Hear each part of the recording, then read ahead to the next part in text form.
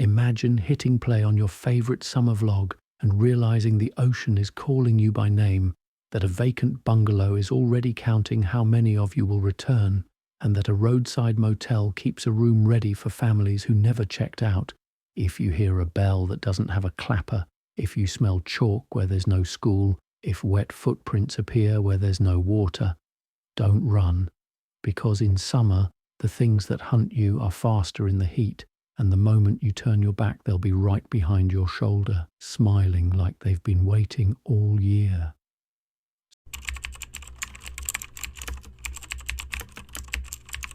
Story 1.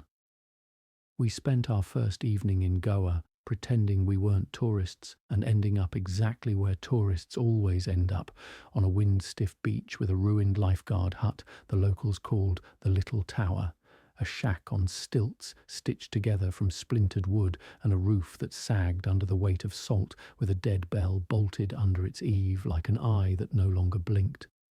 The guesthouse caretaker, Anthony, told us not to go. Tide runs backward there, he said, and July wakes up names. Which guaranteed we went anyway. Me, Raghav, Aisha, Priyam and Mihir, 5 friends who treated a dare like a shared cigarette, something we all had to take a drag from to prove we were still us. Sunset pushed a rust-coloured blade across the water, and the beach emptied, but a thread of damp sand, one thin, deliberate line, ran from the surf straight to the hut, as if someone had traced a path with the tip of a finger. And when I stepped on it, the ground seemed to settle around my shoe, the way a thin mattress remembers a body, and a chill pressed up through the sole, even though the night air felt like bathwater. Inside, the ladder groaned like a sick animal, and the smell was a mix of iron and kelp, of rope left too long in a bucket. When we climbed, the bells swung a little though no wind blew, and I saw the clapper was missing, the cavity of the bell dark as a throat. Isha's beam skittered across a plaque at the hut's base. July 1998. Arav Sheth, age 9, pulled by rip current, watch not manned. And we looked at each other and I laughed the way people laugh when they're relieved to have something to blame a story on. We came down and walked back in the almost dark, and I told myself the beach laughs sometimes, the way birds do, in whistles and misheard words. But later, back in our rooms, at 3:00 a.m, my phone woke with a gentle push. Found device, Arav's watch. The Bluetooth toggle, which I always kept off, had flipped on. Raghav yelled through the wall at the same moment. His smartband was vibrating with a private alarm it hadn't set, and he was breathing in quick, shallow bursts, saying there was sand in the mesh of his window and salt on his tongue. By morning, Anthony had burned sandalwood and muttered prayers, and I agreed to his advice. Leave it alone. But we were young and not good at leaving anything alone. So at high tide we went back, telling ourselves we were telling the truth, that truth is a thing you hunt, not a thing that sometimes hunts you. The water was black glass, and the hut's legs were webbed with foam. 2 lines of wet sand now ran toward it, a pair like the rails of a track, and the bell's mouth faced the sea as if listening. On the platform the night pressed close enough to taste, and my phone asked again, "Pair your device, Arave 98, and I cancelled, then cancelled again. And on the 3rd time the reflection in my dark screen wasn't my face, but the faint suggestion of a child's cheek stripped into shape by salt, like chalk rubbed into wood grain. From below, Aisha shouted that the waterline was rising, and we heard, underneath the slap and hiss of the tide, a muffled gasp as if air were being squeezed through wet cloth. Raghav, earnest and foolish and golden-hearted, unstrapped his smartband and hooked it where the clapper should have been, and as the bell swung the band shivered like a pulse, and a small deliberate sound came out, neither metal nor wind nor voice exactly, but syllabic, like a single half-spoken word lodged behind teeth. The temperature dropped so fast my breath turned to fog and my fingers went numb to the knuckles, and I looked down and finally saw him, not in the water, but on the shore to our left, a boy the size the plaque foretold, shorts clinging, hair stuck in wet commas, staring not at us, but at the dark triangle where the roof dipped, at something taller than a man that had waited there without edges, like a presence that had learned shape from the night itself. The bell swung again, and the sound changed into a brittle, desperate note that my brain wrote as "Ma," and the two lines of wet sand fused into one, and the tide slacked, and the hush that came after felt like a hand finally letting go of a wrist. We sat there until dawn because moving felt rude, like talking after someone has said a prayer, and when Anthony arrived on a scooter that coughed blue smoke, he pried Raghav's band loose and brushed sand away from the plaque. And there, where we hadn't noticed it before, he tugged a sliver from the packed grit, the torn silver strap of an old digital watch, as if July had been holding it in its teeth. Every July, he said, a call comes through, sometimes a name, sometimes a vibration, sometimes a device, and the bell rings only if someone lends it a heartbeat, and when he handed me the broken strap, his hand was steadier than mine. We checked out that afternoon, and I pretended the ocean was a place, not a person, but sometimes at random hours my phone still flashes Arav 98 and fails to connect. Sometimes my steps for the day jump at midnight by exactly 9, as if a small wet presence had followed me to the end of the block and then wandered off, bored. And every July, when the heat drapes the city and you can feel your bones sweat, I catch the simplest sound when the apartment is quiet, a hollow, almost polite tap somewhere near my wrist, like a bell reminding me that what we save in this world often expects us to keep saving it, even when we're far from any shore. Story 2. 2 summers ago, my sister Ritu and I took our cousin Niharika to a ruined bungalow knuckled into the Banjar Valley, a British relic with a roof like a bent tin plate and veranda boards that complained in an old woman's voice. And though people in the village were kind, they were careful not to say we shouldn't go. Instead, they gave us a guide, Prem Singh, who kept reporting the weather like a man checking a pulse. "The air is too quiet," he would say. And when the air goes quiet here, the house wakes to hear itself. And on the wall of the front room we found a wooden frame titled Summer Guests, with 3 pencil-scratched entries, 1956, 1972, 1993, and a long, clean space underneath that felt more like a mouth than a blank. When evening strained the light into threads, a smell came to the windows that I can't make you believe if you haven't smelled it before. The chalky school sour scent of empty classrooms, so clear that Ritu said, half laughing, that the house was doing homework. I lifted the shutter to nose height, and fog from our breath left a filmed pane. And there, in that skin of moisture, a line appeared not by my hand. Summer guests. 1, 2, 3. We were 3, and we did what people do when numbers get personal. We found a reason to ignore them, brewed tea on a camp stove, made jokes about British ghosts asking for room service.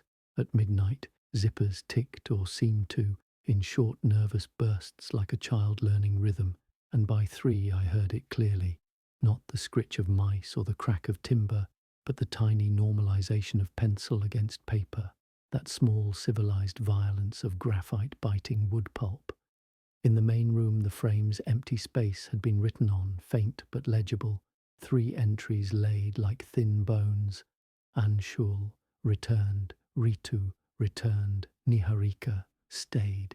It is a particular humiliation to feel a cold pulled down your back in a warm room, the body like a flag suddenly noticing wind, and we woke Prem, who did not act surprised.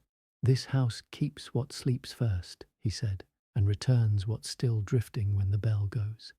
And I remembered Niharika had yawned herself to bed as the tea boiled.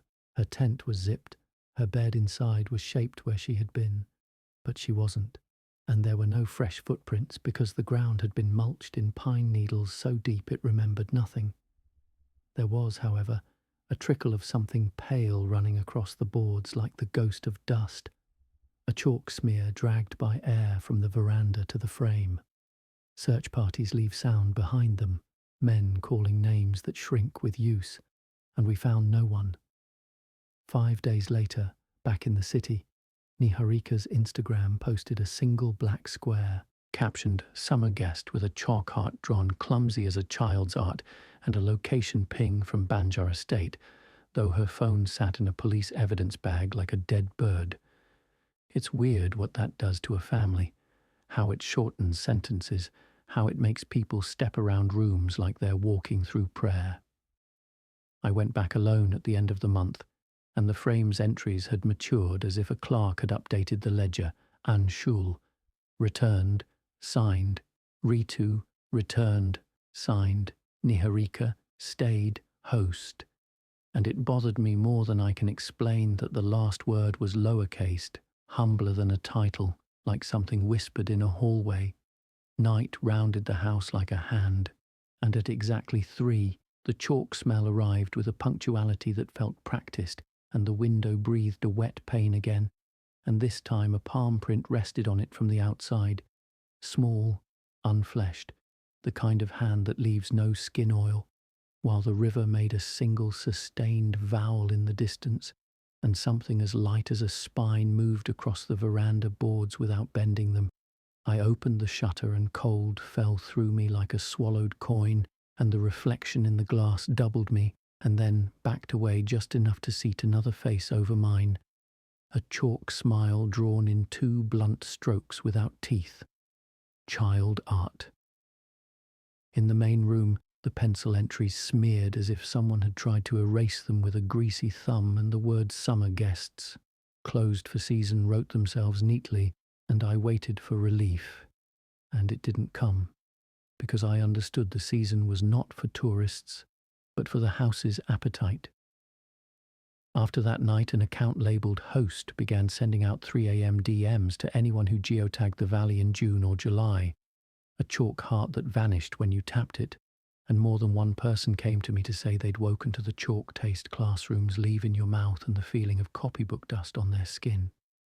I asked old men and foresters and a priest who wore his answers like heavy clothes, and someone finally admitted there had been an earlier frame the house once used before 1956. But it had been spirited off, maybe stolen, maybe swallowed by the wall, and on that frame a line had read, "The house entertains only in summer.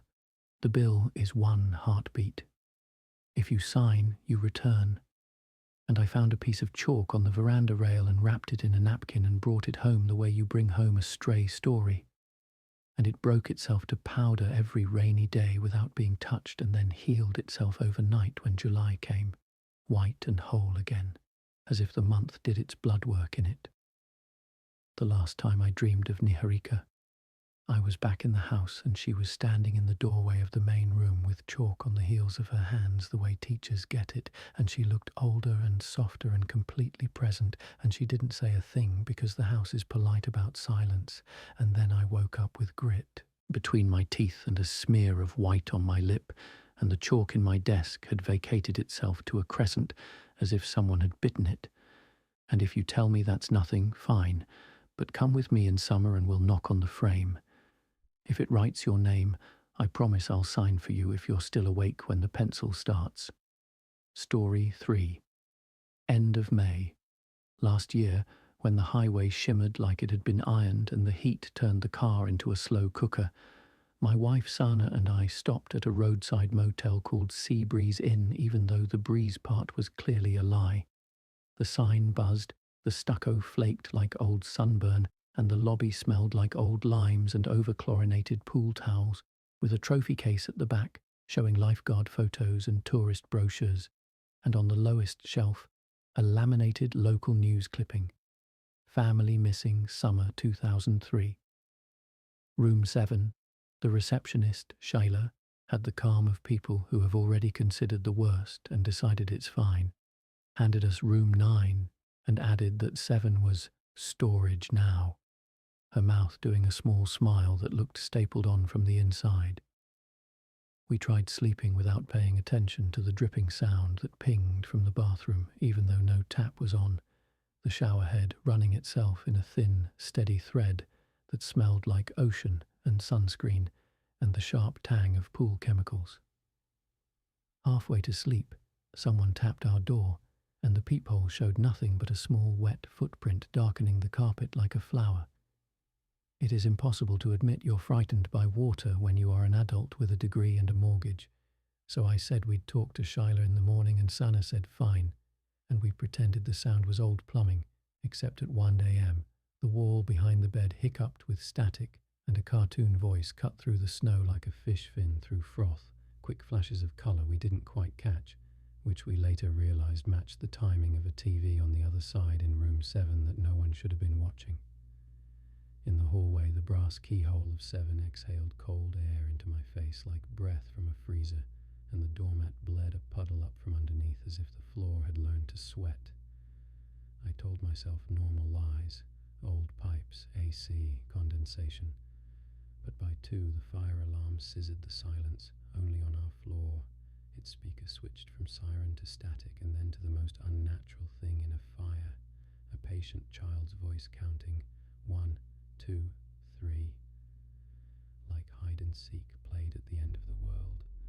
The phone at the front desk rang dead. The stairwell bulb blew and revived, and in that single black frame of darkness I felt something slap my chest lightly, and when the light returned, there were damp child fingerprints on my shirt as if a kid had stopped me from running just to show me he could. Shyla was waiting at the bottom by the vending machine that sighed sugar and said, with the same calm, "In summer, room 7 brings water. Sometimes." It spills to 9 and 11. If you sit in the lobby until sunrise, nothing follows you. And then, because she was a particular kind of person, she made us tea in a kettle that had scalded so many lips it looked like a weapon. She said the family in the clipping, parents Shyam and Pooja and their son Kabir, had gone to the beach when the tide ran mean and the rescue was late and they never checked out. And the car in the rear lot with the sun-bleached Mickey Mouse on the dash hadn't been towed because, in her words, we're sentimental, which was the funniest lie anyone told all night.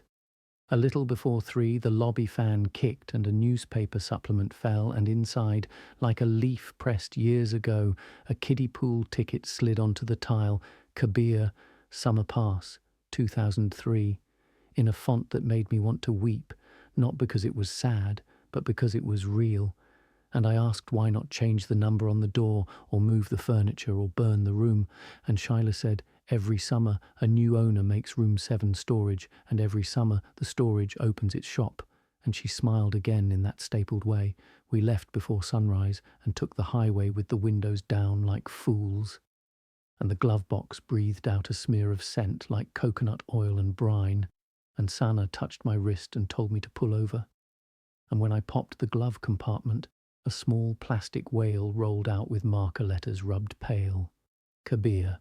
I said I would leave it on the median because toys like that belong to Heat, but Sana said, "Don't leave him.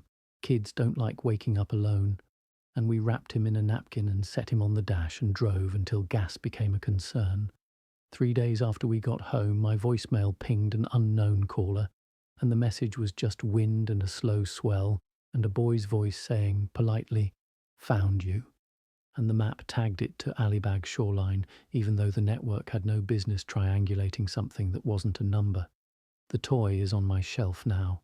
In July, its smooth plastic sweats a fine slick, and when I wipe it, my fingers come away with that public pool smell and a feeling like I've handled a coin pulled from a fountain. I wrote to the motel to ask about the clipping in the trophy case, and a man who said he was the new owner replied that there was no case, that the lobby had been redone, that in fact there had never been a room 7. He attached a photo of a door that read "store" badly painted, and I wanted to tell him I had dashcam footage, but I watched it first, and the glass case was there and then wasn't, and the video hiccuped like old tape, and in the frozen artifacts you could see a family photo framed, 2 adults and a small boy, smiles squinting in the way people squint when they're staring straight into a flash, and behind the glass, hand-lettered on a little card, a message. "Summer guests welcome. Please check out before high tide." You learn to live with things like that, not by accepting them, but by building your day around their existence, by never travelling without extra towels, by never trusting a peephole, by never ignoring a count. And if the toy sometimes shifts a tiny bit during the night from one end of the shelf to the other, well, Things shrink and warp in heat. Plastic yields, and if I lie awake when the city is humming low and hear the tick-tick of water behind a wall that has no pipes, I tell myself the building is settling. And when Sana falls asleep early, I sit up and count 1, 2, 3, and the room stays dry, and in the morning the whale's blunt smile seems a shade wider, and the July light has that bleached photographic quality that makes faces look thinner and sunburns permanent, and somewhere a motel air conditioner rattles where there is no motel, and a boy checks rooms the way sea checks the shore. Again and again and again, until someone answers from the other side.